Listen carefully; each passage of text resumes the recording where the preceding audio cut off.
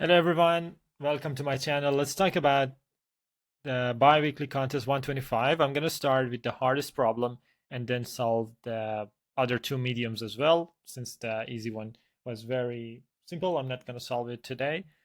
But let's just start with this problem, which is very interesting.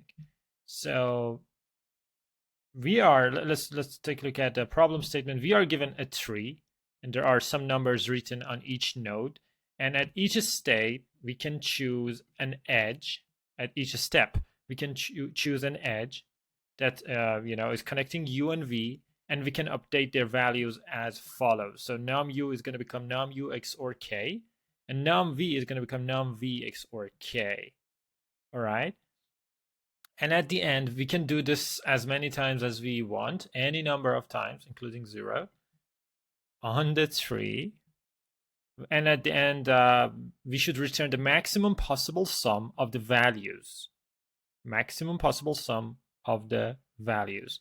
So the first thing that you should notice is that this problem doesn't have very big examples. Like, this is very simple, this is very simple, and this is also very simple. And as you can see, the numbers are, even the graph, the tree is big, but the numbers are very simple.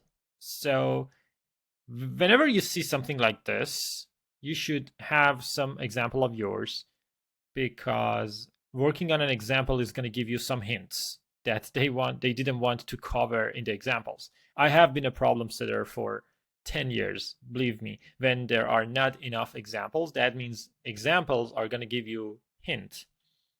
So we are going to have a bigger example like this one.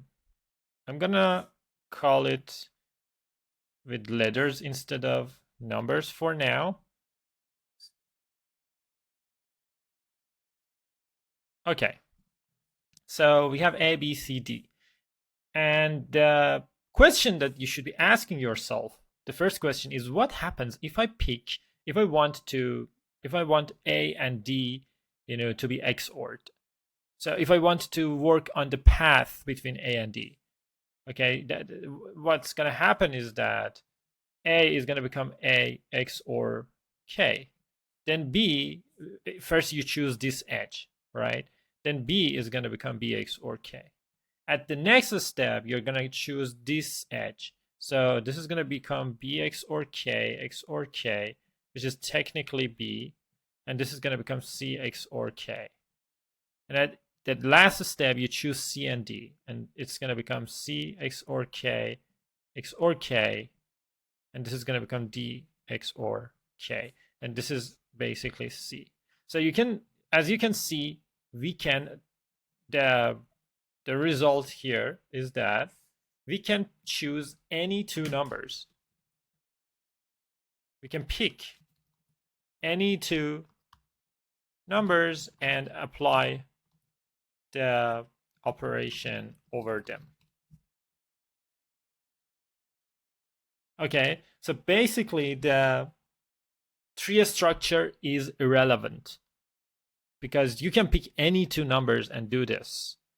So the next question or the next observation you should have is, okay, so I can pick any two numbers. Let's say I have, for example, I have A, B, C, D. And now you can look at the input as a list because the tree structure is irrelevant, okay? And what will happen is that for each number, you should pick that number at most once. At most once. Because if you pick A twice, it's going to become A XOR K XOR K. Basically, it's not going to change. So this is the other observation.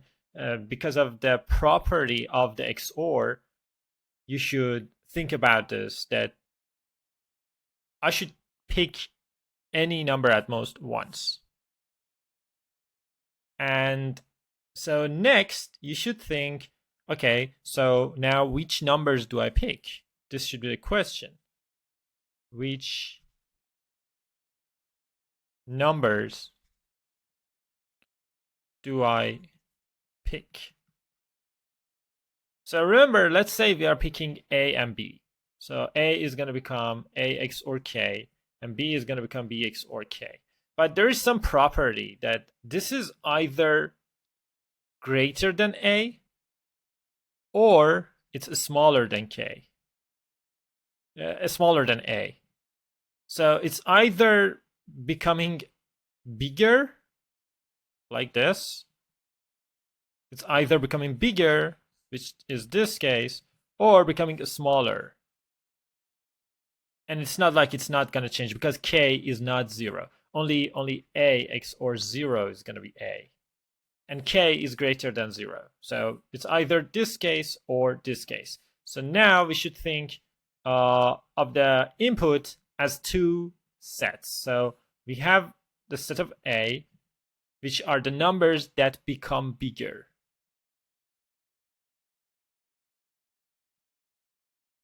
And this is the set of B of the numbers that become smaller. If we pick them. Okay, if we pick them. And let's think about this difference. So I'm going to call this diff A XOR K minus A. So A XOR K minus A. I'm going to call this a diff. So here, all of the diffs are positive. So it's going to be like +1, +4, +5, +9, +10, and +11, let's say. Okay, and here, and plus, let's say, 2. Okay, and here we have -1, -6, -9. These numbers may not actually be correct, but I just want to make an example. So what happens is that because here we have even number of them, those that are becoming bigger, we can just pair them together, like, because our operation says we should pick two numbers here, two numbers. So here we pair these two, we pair these two, and we pair these two. That's it. So basically our answer would be sum of all of the numbers, because that is going to be the answer, plus these numbers like 4, 2, 5, 10, 9, and 11. So it's going to be sum of x, which x is input, plus sum of AI. And sum of AI is all of the numbers here. Okay, and we don't care about BI. But we actually added the numbers that are becoming smaller, but we just ignored the difference. As for the numbers that are becoming bigger, we added them, but we also added the difference. This is one example. Let's have another example. So the other example, this is set A, and this is set B. Okay. And here we have +4, +5, and +9. And here we have -1, let's say, and -9. Okay. So here we can pair these two and add the difference to the answer. And we also, in this case, we can pair these two because we will benefit. So +4 -1 is greater than 0. So it's good to pair the two. This is one case. The other case could be that this is actually the absolute, this is going to become negative. Let me give you the example. So 4, 5, 9. So this is A. This has become, remember, this is the difference. So +4, +5, +9. And this is -6, -9. So what happens in this case is that we pair these two and we add them to the answer. But now here we cannot pair these two, so we don't do it at all, right? Because +4 minus 6 is less than 0, and this is not beneficial for us to pick these two, while the other case was.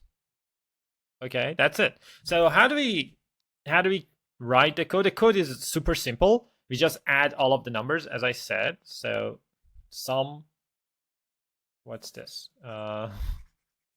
So sum of xi plus sum of ai, all of them.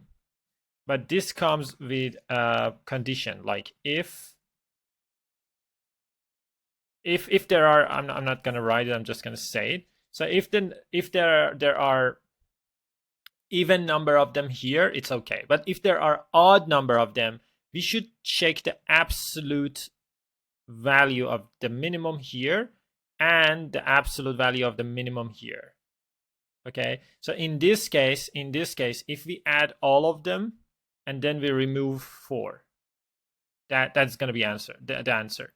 But in this case, we are going to add all of them, and then we are going to not remove, we are going to decrease -1. So I think I can explain this in code easier. Let's go and write the code. So here, what we need is the total sum. So long total is going to be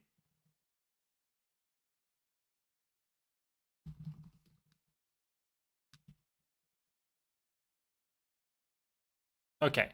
So this is, I'm going to call this v. So this is the total, because we have that. We that is part of the answer. And now we may be able to add something to total, which I'm going to call total diff. Okay, and it's going to be 0. And then I'm going to just loop over the numbers at v. So for auto x v, I'm going to have some variable called diff. So diff is going to be x XOR, let me call this p XOR k minus p. So this is the diff. So if diff is greater than 0, that means we will add it to the total diff. That means it is in this set. So we add all of them. Okay, so total diff plus equal diff. Okay, and we need to count them, remember? So we need int count positive count 0. So positive count plus plus. Okay, now we need to keep track of the absolute minimum difference. Let's go back to the example. So in this case, the absolute minimum difference is 1. It's 1.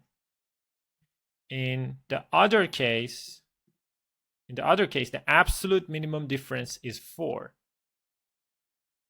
Okay, in either case, we remove the absolute minimum difference. Why? Because in this case, we added 4, we added 9, 5, and plus 4. And at the end, we remove, like we decrease 4. We get rid of 4 because we decided not to pair the two. But in this case, we add 9, 5, and 4. And the absolute minimum difference is here 1. So we subtract 1 from the answer. That is why we need to keep track of that. So